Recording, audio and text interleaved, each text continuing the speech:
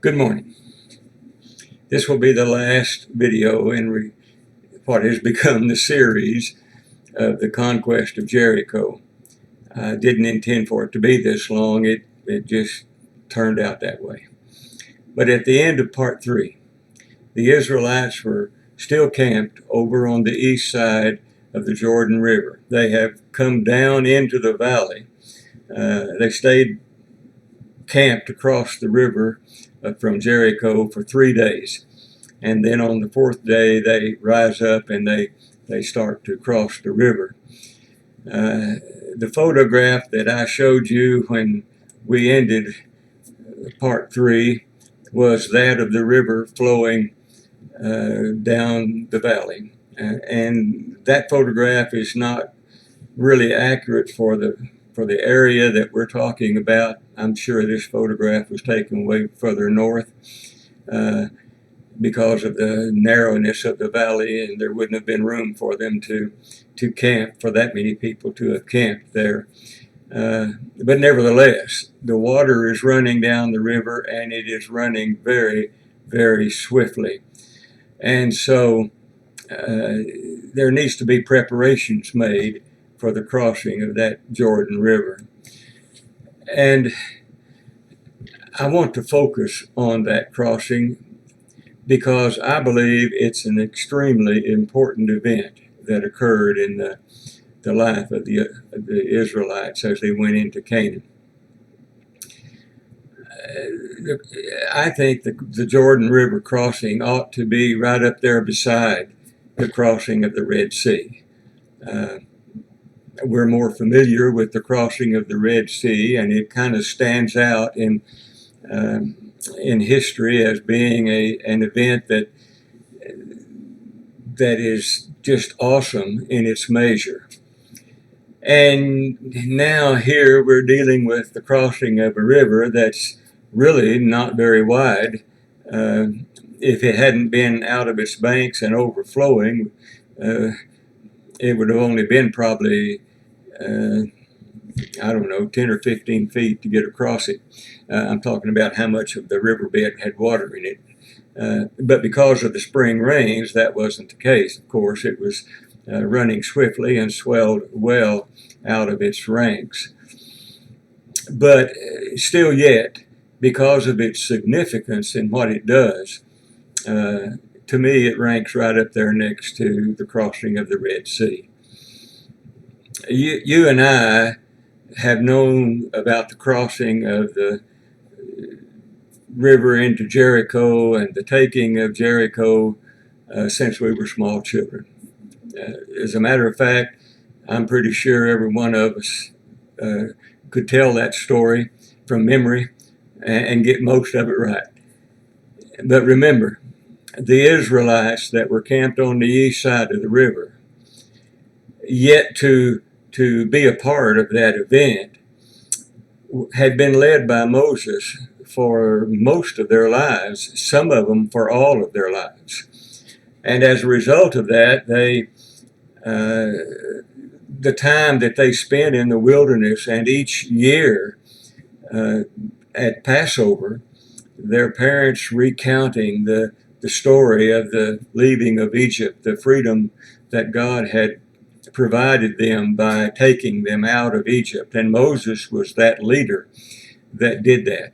And that story was told every year at Passover, and maybe even other times during the year too, so that it was a very familiar part of the lives of those people.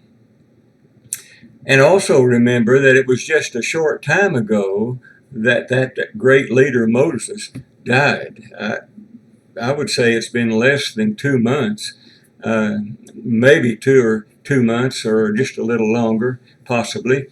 But remember, they mourned him for 30 days after his death, and then Joshua assumed command. Of course, Moses, before he died, had put Joshua in that position, and the people understood that. But nevertheless, even so, Moses was still there. and until he died, he, in their minds, was the leader. And so now, just a short time after Moses died, here is Joshua about to lead them into Canaan.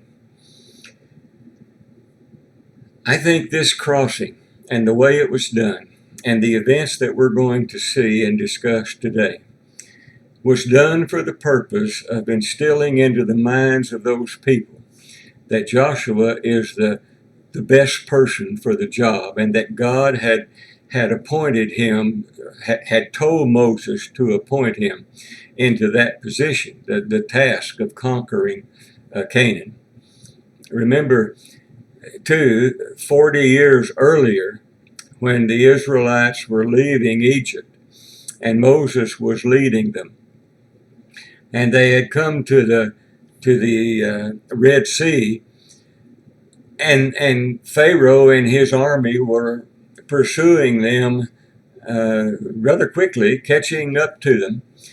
And as they stood there near the Red Sea, they could see the mighty army of Pharaoh coming. And there was no escape. They were boxed in. There was no place they could go. They obviously couldn't go across the Red Sea.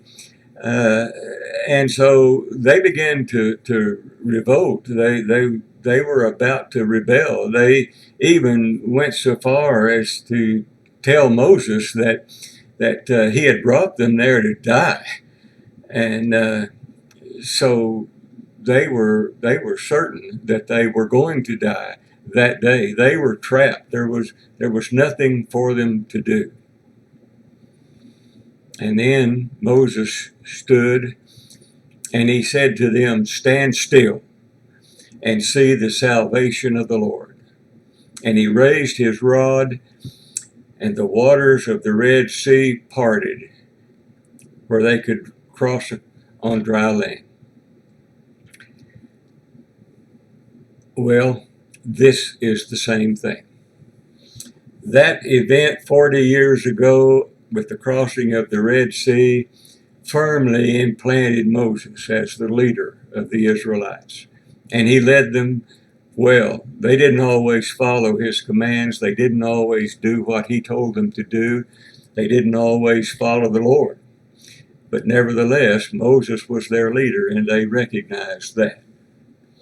Well, now, here we are on the east side of a swollen river, and the people need to trust Joshua just as they trusted Moses. You may remember reading in Joshua chapter 3, verse 7, that the Lord told Joshua, "This day I will magnify you in the sight of Israel, that they may know, as I was with Moses, so I will be with you."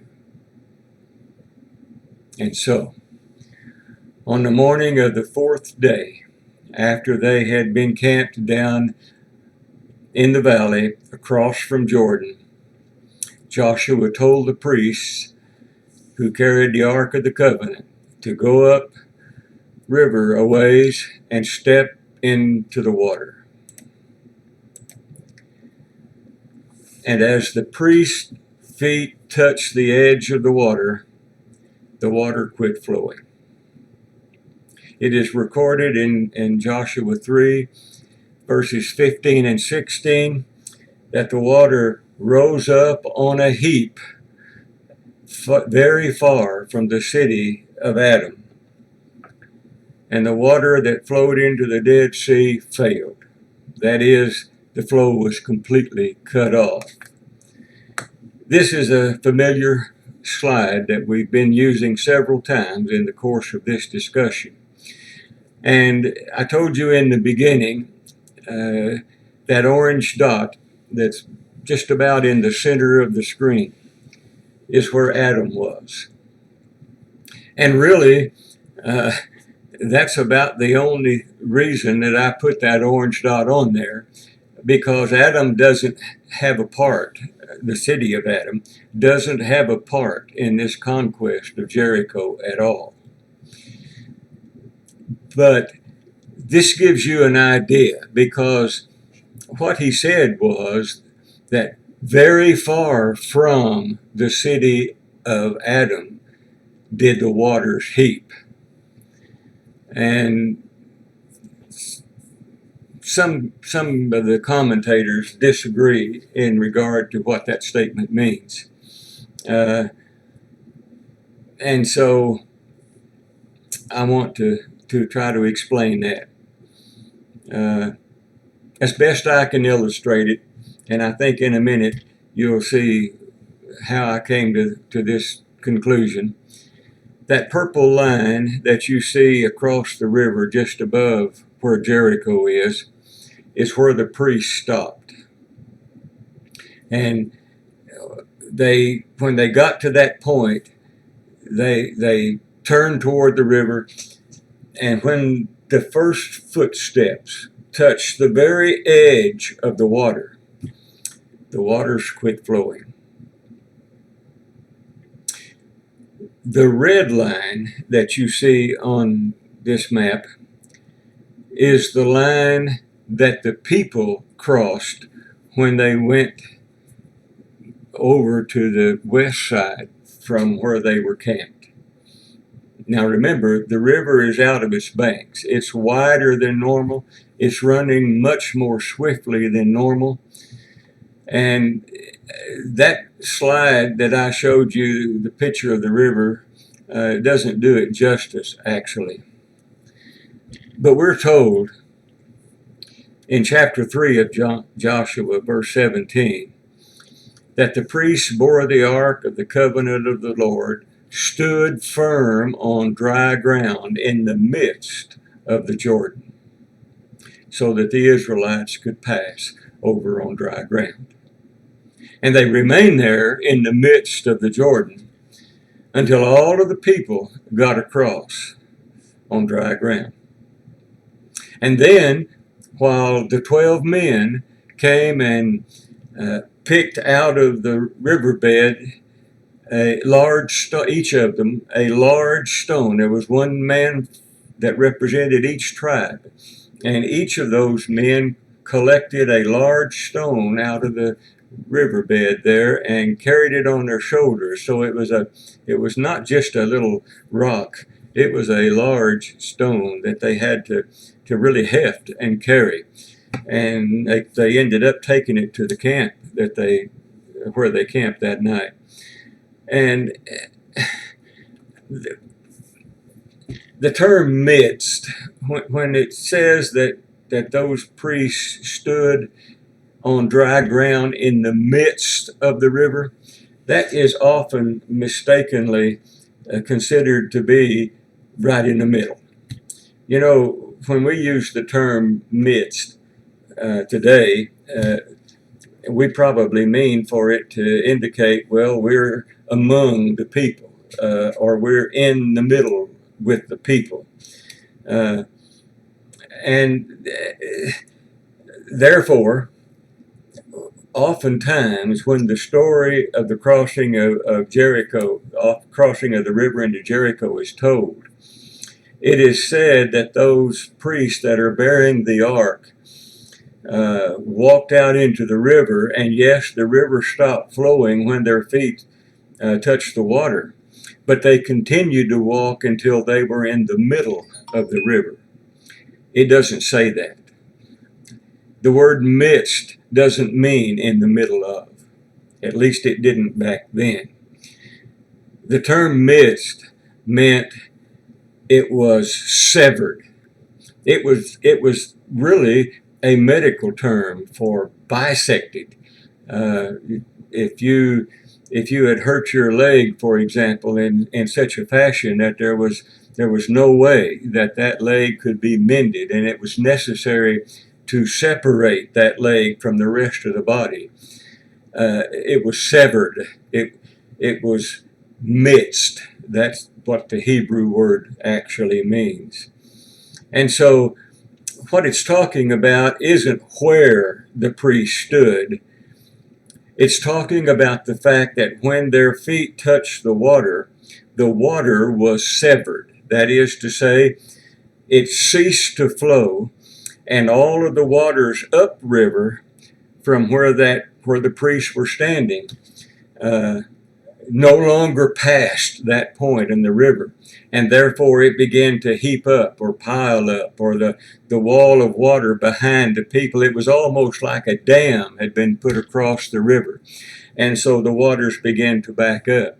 And at the same time, the waters that had been flowing past that point, going down into the Dead Sea eventually, that ceased. There was no water flowing. And by using the word mist, which meant severed, that meant the water was cut off completely. No water was flowing down that river. And so the people were able to walk across on dry land. Unlike the Red Sea, where it says that a mighty wind came once the waters were parted and dried the riverbed. That wasn't necessary here, because the riverbed is made up of rocks. And as the waters quit flowing, the water trickled down in through the rocks into the earth underneath that. So with no water flowing over the rocks, just simply being exposed to the air very quickly, the rocks dried. And so the people could walk across on dry land. Now, as to the placement of those two lines that I have drawn on the screen, Joshua chapter 3 and verse 16 makes the statement that the people passed over right against Jericho. The literal meaning of that phrase is exactly what you probably think: very close to Jericho. Therefore, I drew the red line as close as I could to cross the river, as near to Jericho as I could make the line without touching Jericho.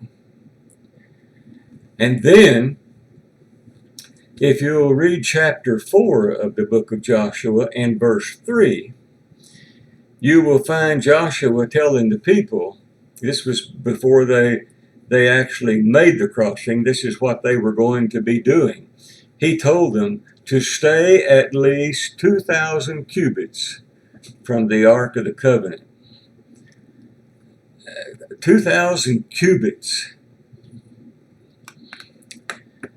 A cubit was the distance between the elbow and the fingertip of the longest finger in the hand. And I've got a diagram showing on the screen that shows that. There were other measurements, by the way, that were used to define lengths or widths, and they had to do with the human body, such as a span is the distance between the thumb and the finger when it is, just the little finger, when it is spread at its widest. And you can see in that top right illustration that there are others there as well. But right now, we're thinking about a cubit. And that would be the distance from the elbow to the fingertip. Depending on how big the person was, obviously that changed. If you had a 5-year-old boy and you told him to hold his hand up like that, and you measured from his fingertip to his elbow, it would not measure as long as his dad's. And so there needed to be some sort of a standardization. Well, back in those times, it had to be an adult man, and that more or less standardized things. However, down through the years, it is become accepted to be 18 inches. I don't know if that's really what it ought to be, but that's what everybody considers it to be. And so using 18 inches as the idea of how long a cubit is, I did some calculations, and I want you to take a look at them. 1 cubit is an arm span. That's the 18 inches that we've been talking about. Now, Joshua told the people to stay 2,000 cubits away from the Ark of the Covenant. The priests were carrying the Ark of the Covenant, and they are the ones that stopped the flow of the river. So they had gone upriver and walked out into the water to stop it so that the Israelites could cross very close to Jericho. So 2,000 cubics, just how far is that? Well, 12 inches to the foot, it's obviously 36,000 inches, which don't tell us a whole lot, except that's a bunch of inches. 36,000 inches is 3,000 feet. And you can do your own math to find out exactly what that is, but it comes out to being really just over a mile, over half a mile, 0.568 if my math is correct. There's other things. I know I'm going to be covering up part of this, but those 3,000 feet also equals 1,000 yards. So we could say it's a half a mile, roughly, or it's 1,000 yards. To better understand just how far 1,000 yards is, those 3,000 feet, that 2,000 cubits, would be the length of 10 football fields placed end to end. A football field is 100 yards. 10 of them would be 1,000 yards. So those priests that were carrying the Ark of the Covenant upstream in order to allow the people to cross on dry ground had to walk far enough up there so that the people could still cross the river close to Jericho. And so what I have done in this slide is I have placed the red line as close to Jericho as I could, and I have drawn the purple line a half a mile north of the red line. It looks like they're sitting right next to each other. I understand that, but remember, this is a pretty large area that we're dealing with. So the priest walked up there a half a mile to the purple line, and they stepped out into the water, and the water stopped. 10 football fields. That's quite a distance. Just thinking about that, some of us wouldn't be able to see that far if a person walked that far away, or if we could see them, they'd just be little. They would look like little boys down there, I guess. But anyway, and then once they did that and the water stopped flowing, the people started crossing Jordan there at the red line. Now, it would be a wide column of people, I suppose.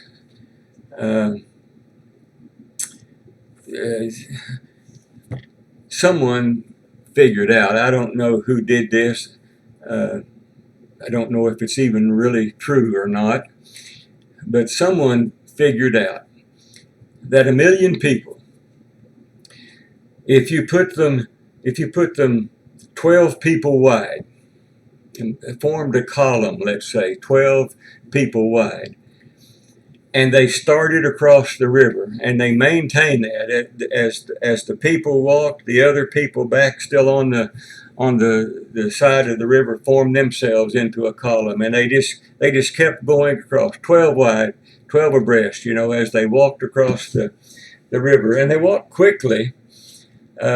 Someone figured that would take about 5 hours. Now, I don't know if that's right or wrong. I have no way of knowing if that's right or wrong. But stop and consider that we're talking about almost 1 million people here. And if they were in a column like that, going across the river, the very first ones that crossed the river were the 40,000 men that the tribes that stayed on the east side of the river had supplied to go with Jordan, go with the people as they crossed the Jordan. There were 40,000 men prepared to go to war. I assume that means they had their weapons and they were carrying them with them, as well as the other personal possessions that they had. 40,000 of them, maybe 12 wide or more, crossing the river. And then the people start across. And there's another thousands and thousands, maybe as many as 400,000 men of war mingled in with the people as they go across the river. And it took some time, hours and hours. And the water that is building up behind the priests that are holding the Ark of the Covenant keeps getting deeper and deeper and deeper, and wider and wider and wider out of the banks of the river, but never flowing past the Ark of the Covenant.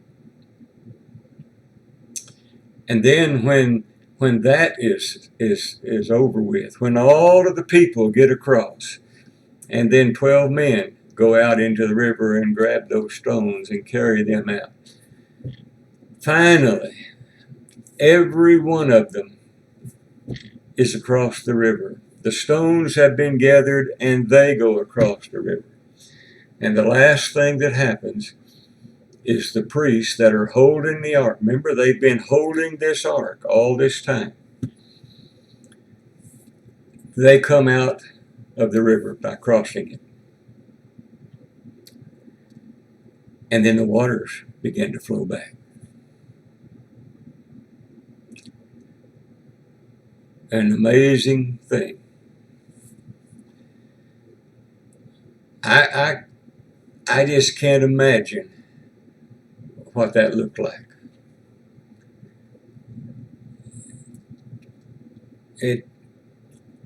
It kind of blows your mind, you know.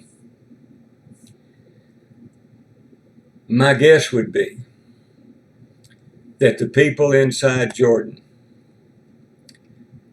were watching all of that. But when the people get all the way across the Jordan, they don't attack Jericho. Instead, they begin to settle into camp. The scripture tells us that it stretched all the way to Gilgal. I don't know if that's if it was closer to Gilgal than it was to Jericho. I don't know. I've put the white dot there somewhere between Jericho and Gilgal, but a little closer to Gilgal because I kind of got that impression as I was reading that whole story. It was an amazing thing. And I want to give you this. There's a few verses, a few specific verses that give us, I believe, an accurate picture of what was going on back then. And if you don't like what I've said, I would like for you to read those verses. They're all in the book of Joshua, and they're in chapters 3 and 4. Specifically, there are 6 main verses.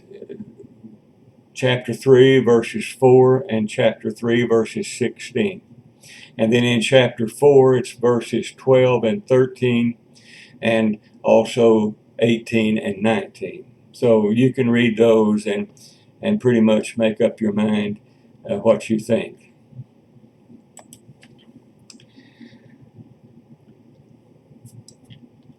I mentioned that probably the people in Jericho were watching all of that. I can't imagine what they were thinking. It would have been a sight that they had never seen. They were already afraid of the people. They already knew the power of God. They knew the battles that had been won. And so my guess is they were trembling, except for one person. And if they were watching, if anyone was watching, I hope Rahab was watching. She often gets pushed to the back of the story because she was considered to be a harlot. A lot of folks say that she lied to the people in the city, that she hid the spies from them, and as a result of that should have been punished. And they have other things that they think about her. But I think you probably know, and if you don't, you need to know, she's in the lineage of Christ. After these events that we have discussed take place, it ends up that she married one of the men of Judah that crossed that Red Sea, that Jordan River. His name was Salmon, and he was in the tribe of Judah. And she became the mother of Boaz. And I think you'll recognize that and know what the significance of that is. Well, the people are now in the promised land. They've not taken Jericho yet. They've marched right by it. They're moving toward Gilgal to camp, and they set up camp between the Gilgal and Jericho. And several things happen over the next few days. Remember now, we're coming up on the 40th Passover. But the things that happened during the next few days while they're camped there before they take Jericho, Joshua sets up 12 stones on the east side of the river. Now, I don't know how he got over there. I don't know how long the water was running swiftly, but he took 12 stones and he set them up on the east side of the river. Some folks say that the last thing that happened when the people crossed the Jordan River over to the west side, that Joshua went over the river again and set up those 12 stones. Other people say that Joshua was the last person that crossed the river. And so after all of the people were over on the other side, and after the 12 men had gathered the stones that they were supposed to gather and had taken them to the west side of the river, he, still being on the east side, gathered some stones out of the river and set them up there where the priest stood on the east side of the river. I don't know what's right about that, but chapter 4, verse 9 talks about him doing that, setting up those 12 stones. Now, that's not the only 12 stones. The second thing that happened during the time they were camped there is those 12 stones that each person from each tribe, each person from each tribe carried out of the riverbed were also set up. These were set up on the west side near Gilgal, there where they were camping, and it became a monument so that people, when children would see them there and would ask their parents, what does that pile of stones mean? They could tell the story, just like they used to tell the story of the crossing of the Red Sea.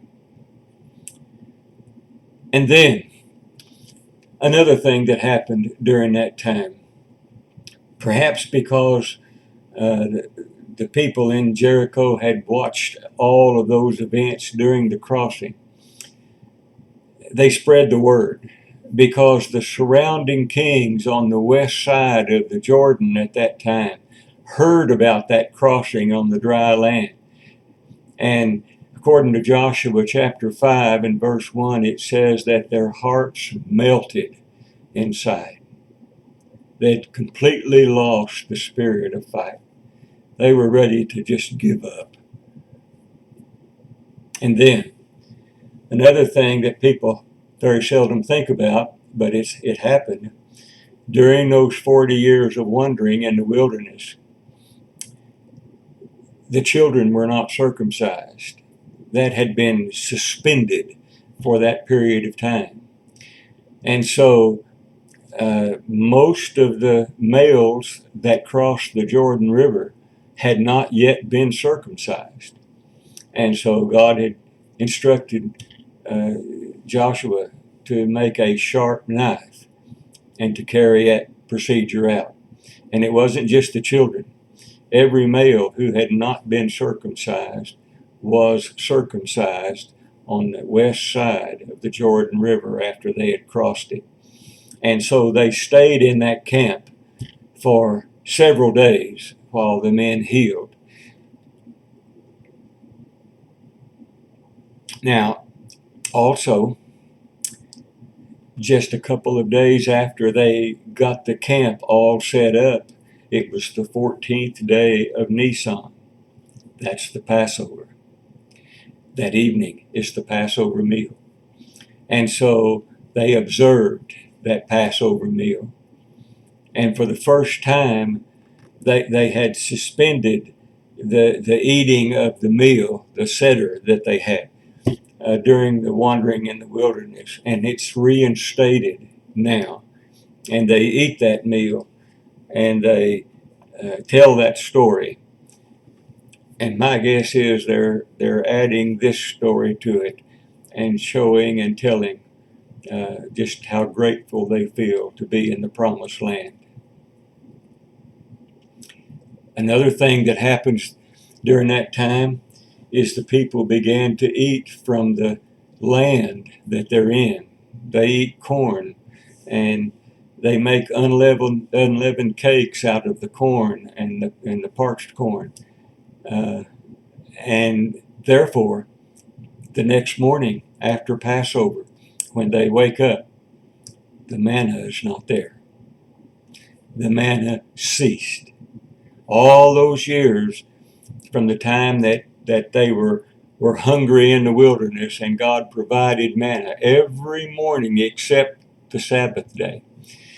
Every morning there was manna for them to gather and to prepare their food.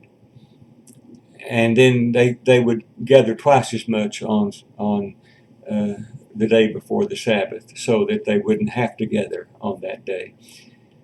And that continued for all of those years. And now it stops. They're home. Things are different. And there's one more thing I want to talk about. It's discussed in Joshua chapter 5, beginning in verse 13.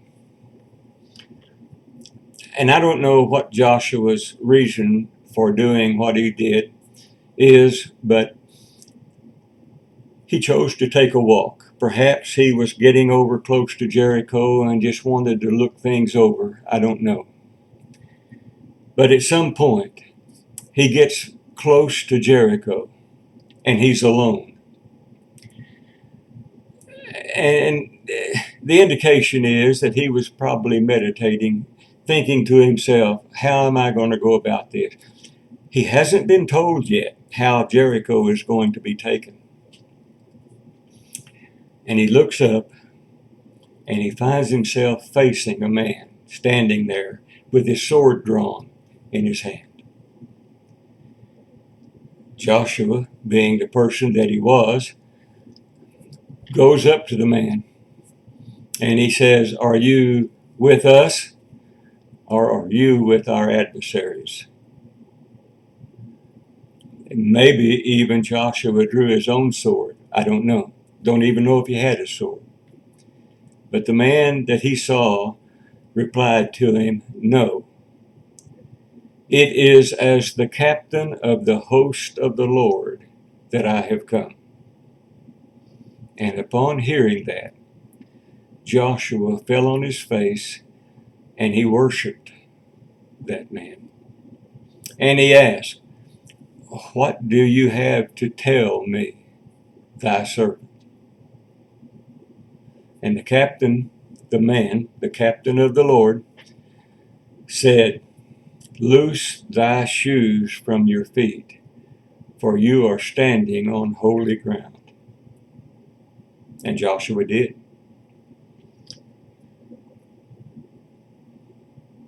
And then that chapter ends. That's probably the worst place in the whole Bible where chapter divisions and verse divisions, which are placed there by the people who printed them, that one is a mistake because it didn't end there. Because of that chapter division, most people think that this was the angel, an angel. Some of them think it was Michael the archangel, and that he was there to encourage Joshua. And then the chapter ended, and so Joshua went back to camp, and Michael went back to heaven, I guess, or wherever he dwelt. But that's not right. Those chapter divisions were not there when this book was written in the manuscripts. There's no division there. And what follows next gives us an indication of just who that is. Because there's something that is very important to point out. And that is when Joshua falls on his face and worships. The captain of the Lord did not tell him to arise because I'm just a man like you. You know, the only other time that it is spoken, you're on holy ground, was with Moses in the burning bush. That's up to this time. So, the fact that he did not correct Joshua for worshiping him was, in essence, encouraging Joshua to worship him. Therefore, it could not have been Michael or any other angel. No angels anywhere in the scripture encouraged worship of them. In fact, they all denied it. A good example of that would be the angel that appears in Revelation when John is seeing all of the things, and the angel tells him what's going on, and John falls on his face and begins to worship him, or attempts to, and the guy says, "No, I'm just like you." So that person wasn't an angel. It can't be a created being, because created beings are not to be worshipped. Yet, it was encouraging worship. That only leaves one possibility: God. Now, whether you think it's Jesus Christ, which a lot of people do, or the Father himself, it doesn't matter because they're one.